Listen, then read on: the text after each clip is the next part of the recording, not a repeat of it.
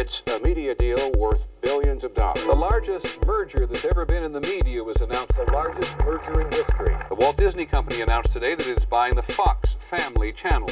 The proposed merger would plug the new Viacom deeply into every facet of the entertainment industry. Bigger is considered better. A huge merger in the struggling computer business. Together, they'd reach one of every 2 homes in America. Clear Channel Communications, they've gobbled up a lot of radio stations. But what is democracy? 64 fortunes come out of media. No one knows who's going to turn out to vote. Most experts expect a low voter turnout. One of the richest, most powerful media barons. The consumer will have the choice. Viewers will be seeing a lot more advertising. They got theirs, but we're not going to get ours.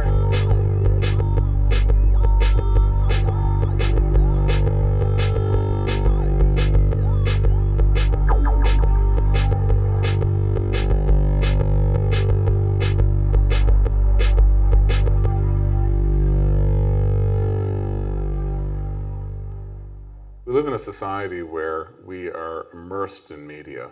The average person spends 10, 11, even 12 hours a day with some form of media. Media has become an enormous industry in our society. This sort of boom in media, private media, commercial media, is supposed to lead to a blossoming political culture, a garden place of ideas in which the truth will win out and we'll have a healthy, vibrant political democracy. But instead, what we've seen is exactly the opposite. This boom in media, commercial media at the hands of large corporations and advertisers, has led instead to a shriveling and a dilapidation of our democracy. Well, media ownership is, on one level, seems entirely unimportant because Rupert Murdoch and Sumner Redstone, the owners of our media company, Michael Eisner, the CEO, don't write the movies, they don't play the music, they don't act in their shows. So they seem like just people who count the money in the background. But that's a very misleading and deceptive way to understand how power works in media. The whole logic of a corporate enterprise flows from the top. The point is to make as much money as possible. And if you don't start there, you can never understand how these institutions work and what effect they have. The US media system is basically broken down into 3 tiers of corporations. The first tier are the huge giants. These include Viacom, AOL Time Warner, Disney, News Corporation, Sony, Vivendi. The next tier of companies is one notch down. These are the companies like Comcast or General Electric, the major newspaper giant chains like the New York Times, Knight Ridder, Tribune Company would be in that second tier. This third tier is, though, hundreds of thousands of very small companies that sort of round out the system and do the stuff that the big guys don't find profitable, that fill some local niche. But if you look at the numbers, you say, well, there are hundreds of thousands of media companies, but that's misleading. There's really only a couple dozen that dominate the system. And in all likelihood, that number is going to continue to shrink because as we do this interview, the Federal Communications Commission is in the process of revisiting the few remaining media regulations that prevent these firms from merging newspaper companies with television companies, cable companies with newspaper companies. Once those restrictions are lifted, and there's tremendous pressure by powerful lobbies to do so, we should anticipate a massive wave of consolidation, and those 24 firms will probably shrink down to 18 or 20 within a year or two. The Federal Communications Commission has released a series of studies as part of its review of media ownership rules. Many observers are anticipating that ownership rules will be relaxed early next year, leading to further consolidation. One of the striking features, though, that explains media concentration is the rise of what we call media conglomeration, where media companies like AOL Time Warner have put together these far-flung empires of book divisions with merchandising, with music divisions, with sports teams, in addition to film studios, magazines, and television interests. There are 4 reasons why conglomeration or synergy have made so much sense for media companies and why all of them have really gone that direction in earnest in the past decade. The first is that it allows tremendous advantages in what's called cross-promotion. So if Viacom's Paramount Pictures releases a movie, for example, it can promote that movie incessantly on MTV, its cable channel, or VH1. It can promote it at Blockbuster Video Rental, which it owns. It can promote it on Entertainment Tonight, a television show it produces. Star Trek Nemesis explodes into theaters December 13th, but you can... The second factor is cross-production. So if you make something that's a successful movie, you can then turn it into a TV show, into a cable show, into a book, into a soundtrack, and make all the related profits for that. Third, and this is very important, it gives you a lot more leverage over advertisers. So a company like Viacom or Disney can go to a major advertiser like Procter & Gamble or Pepsi and make them $1 billion deal across all their different media to get all this business from them. And they do that, which basically means the smaller companies have no hope of competing. And then fourth and finally is a crucial thing, that the media tend to be reliant on blockbusters. That's the nature of these markets. There's a tremendous amount of risk. You spend a lot on a TV show, on a movie, but it might be a complete bomb. You might lose everything. At the same time, one blockbuster can carry an entire film studio for a whole year and cover up all the losses and still make profits. What this means is there's tremendous pressure to get bigger and bigger so you have less risk. So you put that together, it makes a lot of economic sense to build these empires. And as a result, you have almost no independent film studios left, no independent music companies. They simply aren't on equal footing to compete with these massive conglomerates with this notion of synergy. People often ask, well, why is it that these media companies got so huge in the past decade? I mean, why not 50 years ago if it's such a great idea? And the reasons for this are partially deregulation by the government, which made it possible for companies to merge in ways that were illegal before, partially new technologies that made it more feasible to merge different media sectors together, and partially just the logical pressure of capitalism. I mean, one of the myths of capitalism, and I suspect most people have heard this, that it's based on competition. Actually, it's not based on competition, it's based on smashing competition. And for smart companies, the less direct competition you have, the better. And in capitalism, that means it's very smart to get big as possible, because that means there's less chance that you're going to face competition coming at you. One of the myths of our media system is that it's sort of this natural private system that was born by heroic entrepreneurs, and the government's job is only to come in and meddle with it and interfere with the entrepreneurs in the private sector. Nothing could be further from the truth. In fact, our media system is the direct result of government policies that created it. The Federal Communications Commission was established in 1934, and on paper, its function is to represent the public's interests with regard to the allocation of licenses to broadcasters. So the deal is, in theory, that we're giving the people of this country are giving monopoly licenses to private commercial companies to use very scarce, valuable channels in each community. And in exchange, these companies should do something they wouldn't do if they were simply private concerns out to maximize profit. They should do something in the public interest. And it's the FCC's job to see that they do that. Now that's what we're taught in Mrs. McGillicuddy's civics class is what it's supposed to do. Nothing could be further from the truth.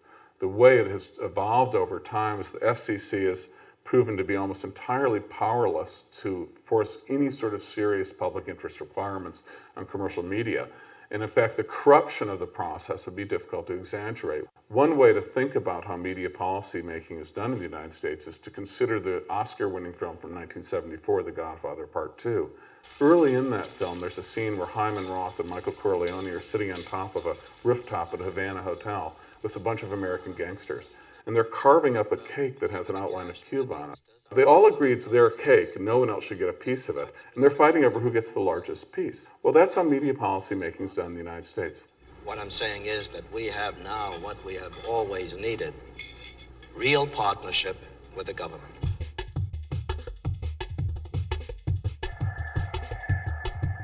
The Telecommunication Act of 1996 is arguably one of the 3 or 4 most important laws of the last 50 years. Good evening and welcome to the revolution. We begin tonight with all of the changes about to take place in the life of anyone who uses a phone or a television or a computer. It began today when President Clinton signed the bill that will revolutionize the industry.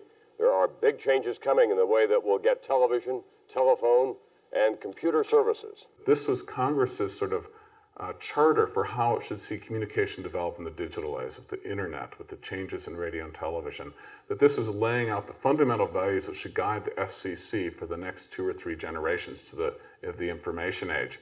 A law of this magnitude, you would hope, would be the subject of political debate, of candidates discussing, of public involvement, of extensive press coverage, since the values it would embody would be so crucial to the future of our nation. The promise of the law when it was passed, the rhetoric, and why all the politicians voted for it, was that by deregulating ownership restrictions on media companies and telecommunication companies, it would lead to a whole new wave of competition, which would lead to lower prices and higher quality service. And we'd no longer need government regulation on behalf of the public interest. The market would regulate better.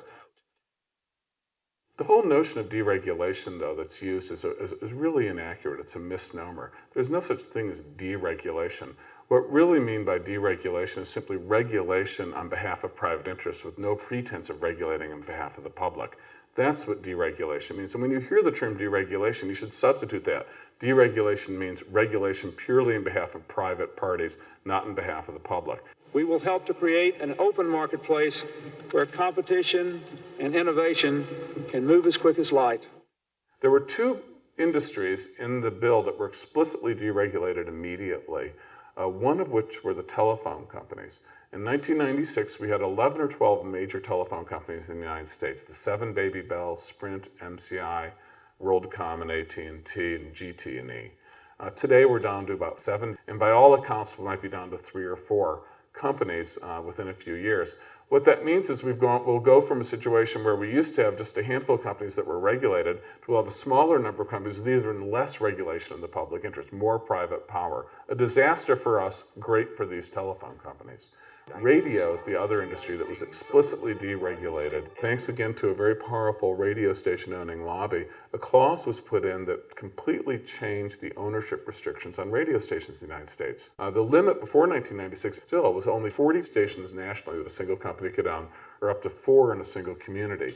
The 1996 law erased the national limit altogether. A company could own as many stations as it wanted, and it could own up to 8 in the largest communities. Since 1996, something like 2/3 of all American radio stations have been sold, and the industry has been completely made over. There are a handful of giants now that own most of the radio stations in the country. As a result, what's happened is that radio has gone from being our most democratic medium, our most decentralized, our most creative medium, to being our most regimented, standardized, least interesting medium in the country, hyper-commercialized. 94.7 FM plays the best songs on the radio. 95.7. And you won't find a single listener in this country who's satisfied with radio, but the people's interests have nothing to do with how those policies are made. They're made behind closed doors by powerful lobbies, and they're unalterable.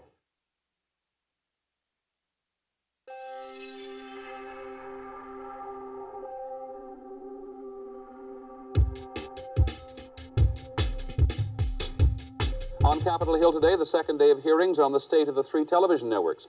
Congressmen have been asking what effect the new corporate managements at NBC, CBS, and ABC have had on the news divisions. Journalism is one of the central problems that face a democratic society, because to have a democratic society, you need to have a vibrant, healthy journalism. It's axiomatic. It's the cornerstone of democratic theory.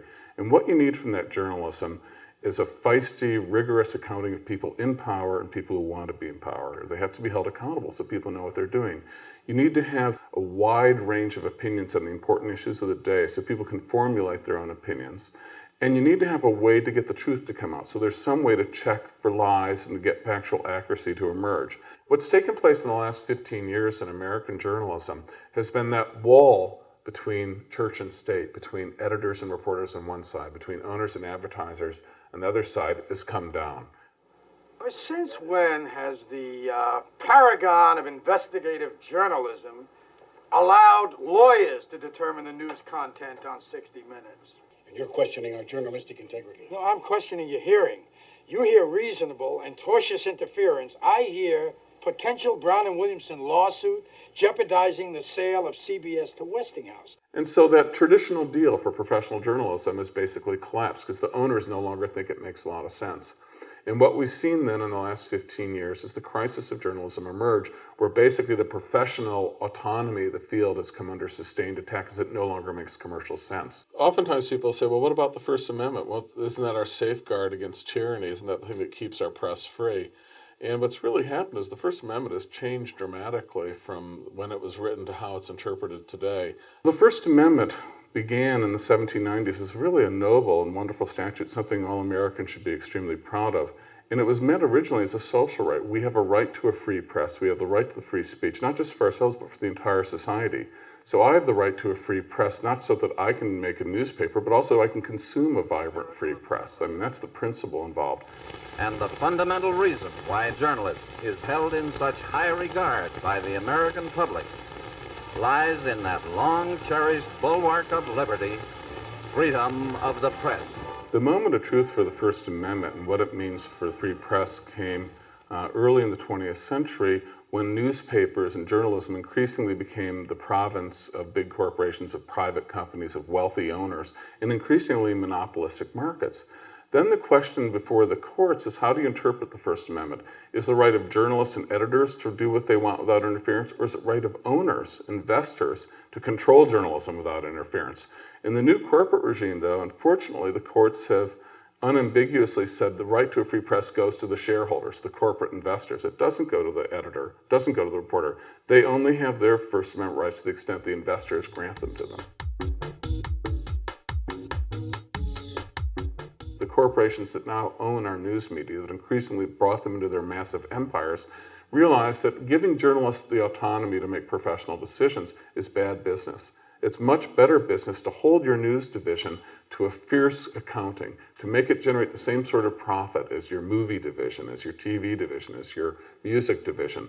And that means basically fewer resources, less investigative work, less controversial work, more puff pieces, more trivia, more entertainment, more celebrity coverage. And that's exactly what we've got. This has to do with the fact that there is a certain formula for success that they all use in order to keep their stock prices high. And that is a very simple one. It is, on the one hand, to show stuff that's as titillating as possible, to keep those ratings up night after night, while at the same time slashing budgets, cutting costs. Eventually, you have Barbara Walters become a kind of pillar of the news establishment, although she's really basically just a celebrity interviewer. You have a kind of alternative universe with shows like Entertainment Tonight, which use the format of the CBS Evening News to cover the day's celebrity gossip. So what this does is it creates a kind of ready market, full-time, for stories that are high on sensationalism and low on information. Monica Lewinsky, the once and future punchline, and her trip to the movies. That's the most economical kind of thing you can have, you see. And it's especially valuable when you've got these voracious 24-hour cable news operations. CNN, Fox, MSNBC, they've got to fill that up, you know. They got to keep the plankton coming into the maw of the whale, you know. And finally, Christopher Walken is rocking to a new beat. There's a lot happening in showbiz today. Hannibal Lecter is lining up for thirds now. Winona Ryder is back in court for her shoplifting trial. And so what we get is a much weaker journalism, a journalism that tends towards cover the easy stories about celebrities and royal families, whose idea of balanced political reporting is simply to put a mic in front of a Republican and then get a Democratic opinion, but almost never means going out and then figuring out who's telling the truth, actually doing the journalism of investigating the various claims and telling us what's actually going on. This leads to very serious problems when you get into a situation, for example, like the war we're currently in, the war on terrorism, because claims that are given about the success of this war are no longer challenged. The fight against terrorism has begun. We will bring them to justice, or if that's impossible, we will take justice to them. President Bush says the country is gearing up to fight a new kind of war. A small group of elite forces, part of a CIA operation. U.S. missiles ripping into Taliban barracks overnight. And one of the things we see is when you look at the journalism in other countries, there's a whole range of issues that are being asked, that are being addressed that we're not getting in our news media, because journalists simply don't have the resources or the commitment from their corporate bosses to do that type of journalism. That type of journalism would get the media in hot water with people in Washington. You read the Times of India, you read the British newspapers, the Guardian, the Observer, you read the French papers. You get a sense of what was going on. You read the New York Times, you read the Washington Post, you watch TV. It's as if the Pentagon was in charge of the news divisions. Muslim community activist accused of trying to help Osama's terror mongers set up a training camp right here in America. The U.S. introduces a new weapon in the war against terrorists. American jets are dropping cluster bombs designed to wipe out as many troops as possible. The Pentagon says these pictures were not authorized, and it is trying to find out who took them. So knowing that, what we would expect from good journalism is when a president comes along and says, hey, I've got another war for you, the first thing you do is you feel for your wallet. The first thing you say, oh, let's check these guys' claims out. We've been hoodwinked enough here. And good journalism would do that. Our journalism, unfortunately, is worse than ever at that level. It has not challenged claims whatsoever. It basically regurgitates what those in power have been telling us. So in issues of war and peace, we would have a vastly more critical journalism demanding hard evidence before it would start pushing the buttons to get war hysteria building. With the drumbeat for an attack on Iraq increasing, the Bush administration may finally have the ammunition they've been looking for.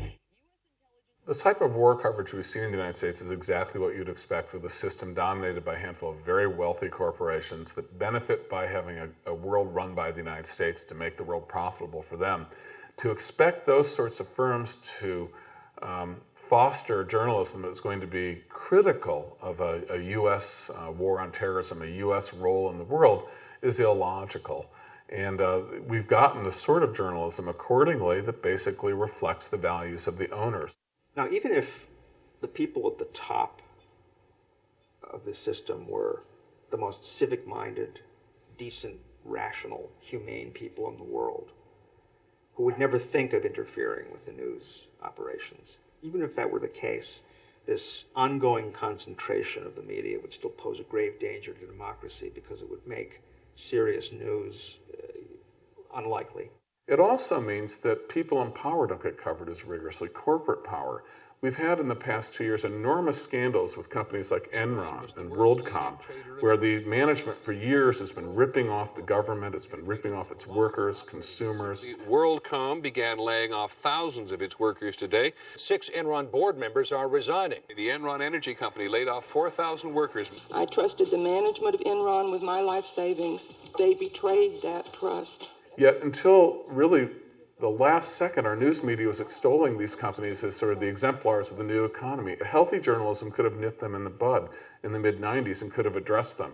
Instead, what we get is a journalism that comes at them very late, and what we're seeing is a journalism that's very hesitant about getting to the roots of these problems. A journalism that's unwilling to look at the real cause, which is the corruption in our political system that made these scandals possible, but instead wants to isolate it as a couple of bad apples, an accountant who pulled some funny business, or a CEO got greedy. Mr. Cheney says Enron's failure is a business scandal, not a political one. The fact is, Enron didn't get any special deals. Enron's been treated appropriately by this administration. What Enron's all about is a corporate collapse, maybe malfeasance in office, and that'll be dealt with. When in fact all the evidence suggests that the crimes of these corporations were corporate policies agreed upon by the entirety of the corporation, taking advantage of deregulations they'd pushed through to rip off workers, consumers, taxpayers, the government. But that sense doesn't emerge whatsoever in our coverage. And when you compare it to how traditional blue-collar crime is covered, where if some poor person goes and holds up a convenience store, graphic language is used to convey what a terrible thing this was, how threatening it is to the community. It's quite striking. Coming up, cabbies under attack in the suburbs. Police have arrested one of the so-called Bonnie and Clyde robbers. The next knock at your door could be a dangerous utility imposter. I'll show you how to spot them. One of the ways in which the pro-corporate bias that's built into sort of the new corporate model on news has manifested itself has been in the coverage of issues like the World Trade Organization and these global trade deals. The whole question of free trade has been covered in a way that's exemplary. It tells us a great deal about how objective this new system can be when its parent companies all have a certain vested interest in one position over another.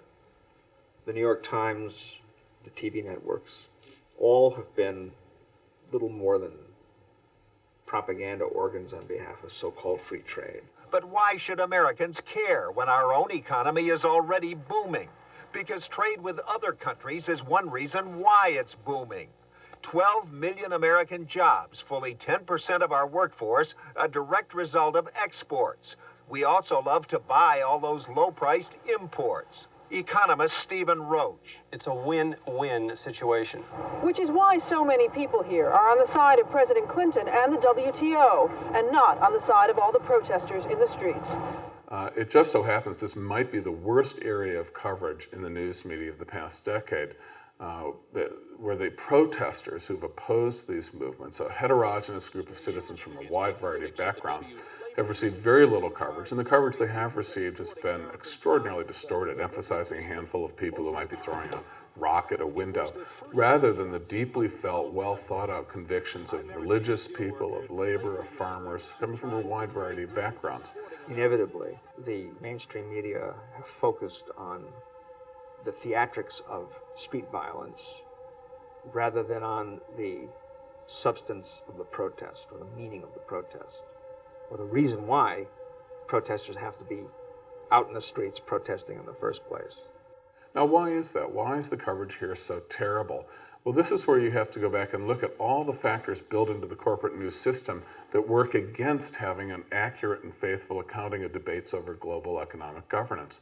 These corporations themselves, Viacom, News Corporation, Disney, AOL Time Warner, Sony, are the main beneficiaries of these global trade deals. They're the industries that are best poised to profit by being able to travel the world, hiring cheap labor, selling their products. Secondly, if you look at the nature of who's covering these stories for the news media, it's almost entirely a business story. It's not a political story. It's covered by business reporters. Well, NBC's chief financial correspondent Mike Jensen explains tonight how these talks could trickle down to every family in America. And when business reporters go to their sources, they're all business sources. And to the business sources, these trade deals make perfect sense. It's illogical to oppose these trade deals. No matter what comes out of this 4-day meeting, and a lot of analysts don't think it will be much, world trade has such momentum, almost nothing can get in its way. And the bottom line here, quite literally, is that we have a conflict between the owner's interest in making money and the public's need for vibrant journalism. And the evidence is quite clear. Unless we change the system, unless we take that power out of the hands of the Viacoms and the General Electrics, it won't change because they're doing what makes perfect sense for them. Regrettably, it has dreadful consequences for the rest of us. It's easy to be depressed or skeptical or even cynical about the prospects of changing media in the United States when you look at just how powerful these firms are, how they dominate politicians with campaign contributions in their lobbies. But I think the optimism comes, at least from me, when I look at how hard these companies work to keep what they're doing secret. When you see the great effort that all these companies go in Washington to make sure that the decisions never see the light of public day, and never get out and are debated, even on the floor of Congress, kept at regulatory bodies. Because I think these companies understand that when people actually get a chance to understand they don't have to accept lousy journalism, crappy TV, they don't have to accept sort of commercial carpet bombing of their children, that they can control that, they know that all bets are off. Once people understand it's an issue that they can actually change politically, the media corporation's game is going to be over. It's going to change pretty quickly. And when I go out and talk to people and raise these issues across the political spectrum, Republican, Democrat, Kiwanis Club, church group, labor union, when people have a chance to talk about this, no one's happy with the status quo. The ground is very fertile. We just need to put seeds there. The great organizer Saul Alinsky put it well. When you're going up against organized money, you need organized people. It's the only way you ever win. I mean, this is elementary politics. It hasn't changed for 6,000 years. If we're going to beat these lobbies, if we're going to change the policies to create a more open, diverse, better media system, we need to get people organized. We need to have it so when politicians look up to them and know there's 10,000 people there demanding fairness, demanding justice.